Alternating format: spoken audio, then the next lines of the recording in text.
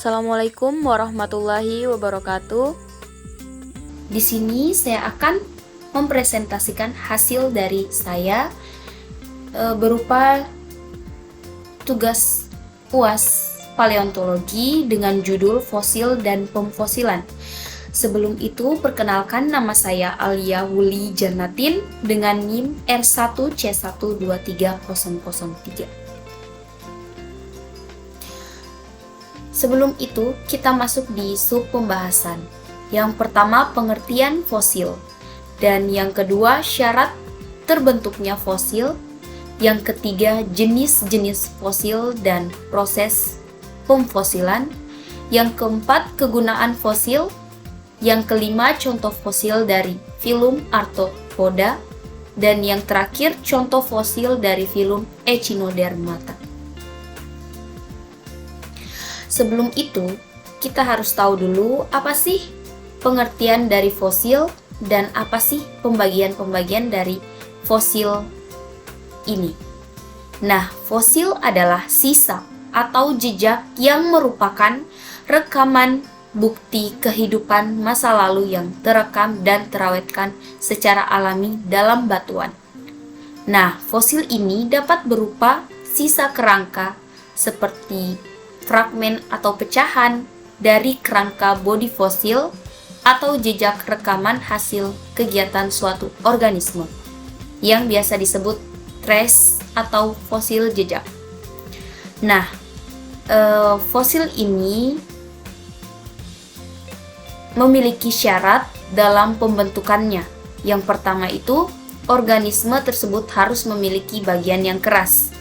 Yang kedua, organisme tersebut harus terhindar dari kehancuran setelah mati. Dan yang ketiga, organisme tersebut setelah mati langsung terkubur oleh material yang dapat menahannya melakukan proses pembusukan. Nah, selanjutnya di sini dapat kita lihat ada 3 macam syarat-syaratnya seperti yang kita paparkan tadi. Nah, perlu diketahui bahwa terdapat 4 macam proses pengawetan utama suatu organisme berdasarkan posisinya terhadap sisa organisme maupun perubahan-perubahan yang dialaminya. Nah, proses tersebut antara lain yang pertama, pengawetan bagian lunak dari organisme tersebut. Yang kedua, pengawetan bagian keras asli dari organisme tersebut. Yang ketiga, pengawetan dari bagian keras telah mengalami perubahan. Dan yang terakhir, pengawetan sisa-sisa atau jejak organisme. Nah, dapat kita lihat di sini ada bagian yang lunak. Bagian lunak ini dapat terbentuk karena adanya semacam getah dari pohon yang melindungi bagian lunak sehingga tidak mengalami pembusukan. Dan yang kedua ini yaitu bagian keras. Di sini hanya tersisa tulang belulang saja dan daging ataupun bagian lunaknya itu telah mengalami pembusukan. Nah, di sini dapat kita lihat bagian-bagian keras yang telah mengalami perubahan. Terus yang terakhir yaitu jejak organisme.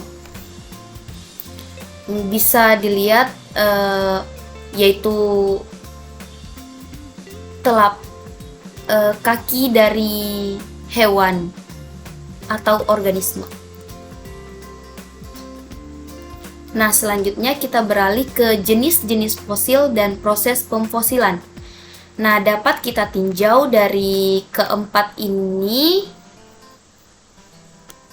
dapat terbagi menjadi beberapa bagian. Seperti pada yang kedua ini, pengawetan bagian keras asli terbagi menjadi 4 bagian, yaitu karbonatan yang bersifat fosfatan, bersifat silikatan, bersifat kitinan. Yang ketiga yaitu ada karbonisasi, Stratifikasi atau permineralisasi, pergantian atau mineralisasi, penggantian oleh material karbonat, penggantian oleh material silikatan, dan penggantian oleh senyawa besi. Dan yang keempat itu pengawetan jejak atau sisa organisme terbagi menjadi dua, yaitu mold dan cast. Dan yang terakhir track, trail, dan browse. Nah, yang pertama itu pengawetan bagian lunak organisme. Jenis fosil yang terawetkan melalui proses ini terjadi pada kondisi pengawetan khusus. Material yang memiliki sifat seperti ini antara lain tanah yang beku, tanah yang jenuh, dan getah pohon. Nah, kita bisa melihat dari gambar ini merupakan mamut yang terjebak dalam rekahan es di daerah tundra di Siberia. Ini dapat kita lihat bagian-bagian lunaknya dapat terfosilkan karena adanya semacam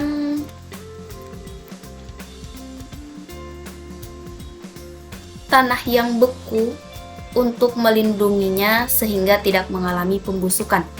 Nah, yang kedua ini pengawetan serangga. Di sini kita lihat hewan, yaitu hewan capung, dapat terfosilkan secara baik karena adanya getah pohon yang melindunginya dari proses pembusukan. Terus yang kedua pengawetan bagian keras asli dari organisme. Yang pertama itu fosil yang bersifat karbonatan. Dapat kita lihat gambarnya di sini. Jika ditetesi HCl maka fosil ini akan bereaksi atau batuan ini akan bereaksi karena bersifat karbonatan. Terus yang kedua fosil yang bersifat fosfatan. Di sini dapat kita lihat ini merupakan gading dari gajah.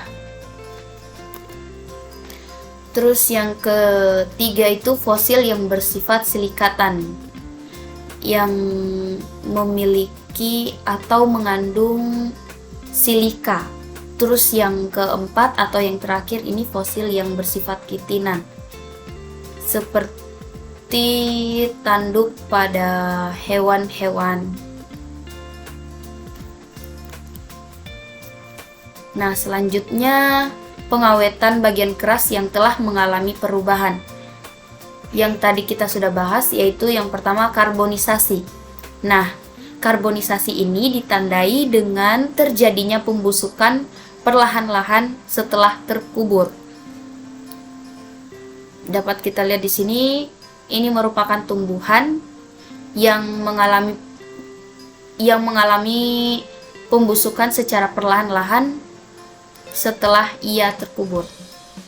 Terus yang kedua ini pertifikasi atau permineralisasi, ditandai oleh pengendapan mineral pada fosil. Nah, ini pada saat fosil terendapkan hanya menyisakan bentuknya saja, setelah itu terisi oleh mineral atau tergantikan oleh mineral.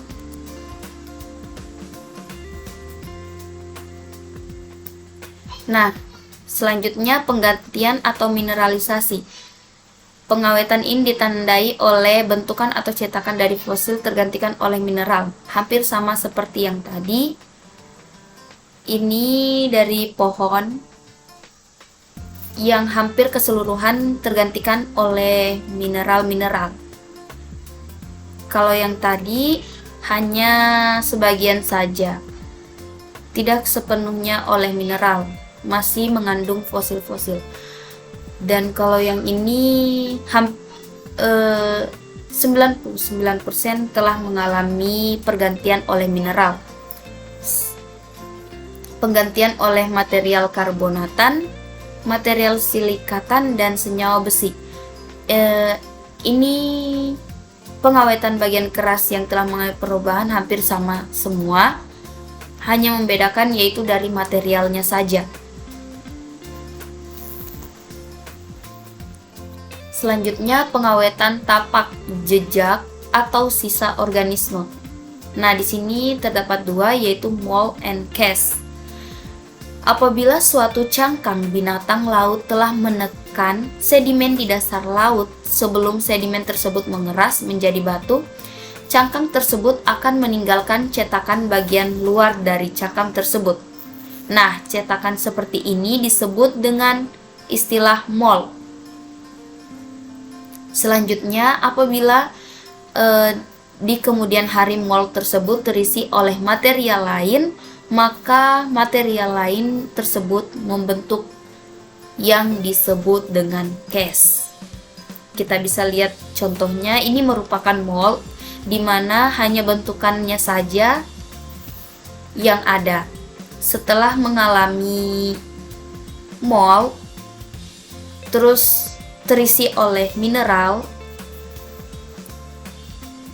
maka dapat disebut dengan cast. Terus yang kedua itu trace, trail, and burrow.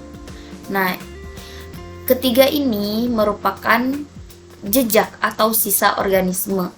Banyak binatang yang dalam melaksanakan aktivitas gerakannya meninggalkan rekaman pada sedimen, baik di darat maupun di bawah permukaan. Nah, kita bisa lihat di sini, ini merupakan jejak atau tapak kaki dari organisme, dan ini merupakan bentuk tubuh dari filum Echinodermata.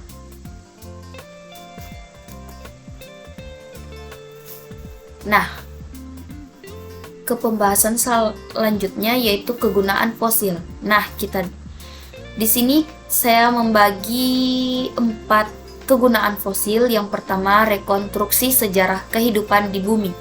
Ini membantu dalam memahami evolusi dan perkembangan makhluk hidup dari masa ke masa.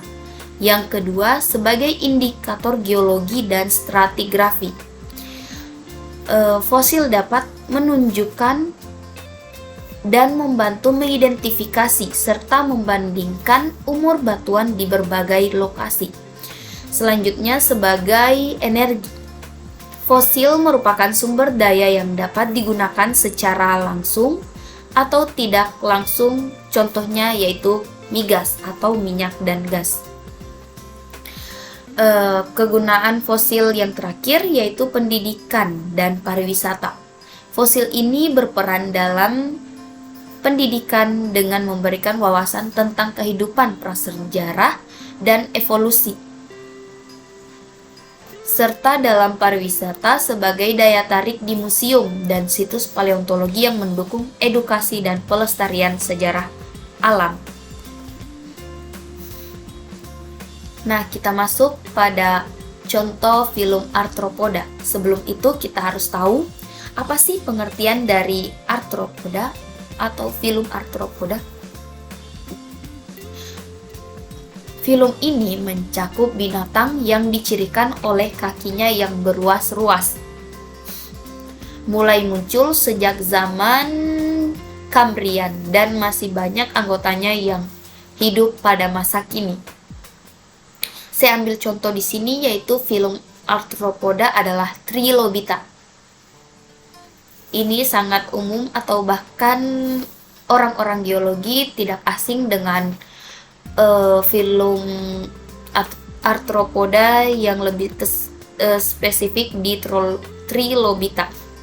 Nah, Trilobita adalah salah satu kelas hewan yang merupakan anggota dari filum Arthropoda dan masuk ke dalam subfilum Trilobitomorpha, hidup pada periode Kambrian hingga Permian. Nah, di sini kita dapat melihat bagian tubuh dari Trilobita. Bagian tubuh utamanya saja ada 3 macam, yaitu cephalon, yaitu bagian kepala dari Trilobita, terus toraks, merupakan bagian dada dari kelas Trilobita. Dan Pygidium merupakan ekor dari Trilobita. Selanjutnya ada klasifikasi Trilobita. Yang pertama kingdomnya itu Animalia, filum Arthropoda, kelasnya Trilobita, ordo Agnostidae, famili Agnostidae, proses terbentuk fosil. Fosil Trilobita terbentuk melalui evolusi bertahap dari Arthropoda purba pada periode Kambrium dengan adaptasi berupa eksoskeleton keras, tubuh bersegmen, dan mata majemuk untuk bertahan di berbagai lingkungan laut. Selanjutnya kelas lainnya yang ada pada filum Arthropoda yaitu kelas Trachoda atau Ostracoda. Ini berbentuk seperti kacang-kacangan, tetapi ini merupakan hewan. Di sini kita dapat melihat kelas Hexanauplia, berbentuk seperti plankton.